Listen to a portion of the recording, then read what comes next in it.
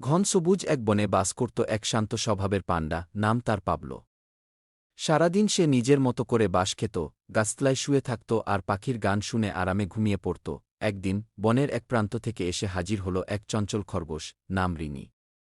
রিনি ছিল একদম উল্টো স্বভাবের, সারা দিন দৌড়ঝাঁপ, লাফালাফি আর নতুন জায়গা ঘুরে দেখা ছিল তার নেশা। প্রথমে পাবলো আর রিনির বন্ধুত্ব হতে চায়নি।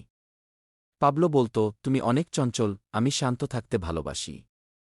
রিনি বলত, তুমি তো একেবারে ধীরগতির, একটু মজা করো।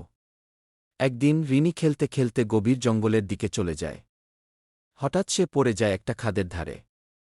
ভয় পেয়ে চিৎকার করে ওঠে, বাঁচাও, Help me! কেউ আছো? পাবলো দূর থেকে আওয়াজ শুনে দ্রুত রিনির কাছে ছুটে যায়। ধীরে হলেও সে শক্ত পা আর মজবুত হাত দিয়ে রিনিকে টেনে তোলে। রিনি কাপা গলায় বলল, ধন্যবাদ পাবলো, আমি সত্যিই ভেবেছিলাম আর ফিরে যেতে পারব না। পাবলো মুচকি হেসে বলল, তোমার যেমন দৌড়ানোর শক্তি আছে, তেমনি আমার ধৈর্য আর শক্তি আছে। আমরা একে অপরকে দরকার। সেদিন থেকে ওরা হয়ে যায় সেরা বন্ধু।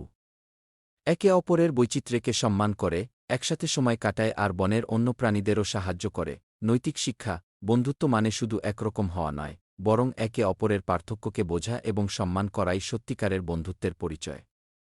এই রকম আরও মজার মজার ভিডিও পেতে আমাদের চ্যানেলটি সাবস্ক্রাইব করে রাখুন। ধন্যবাদ।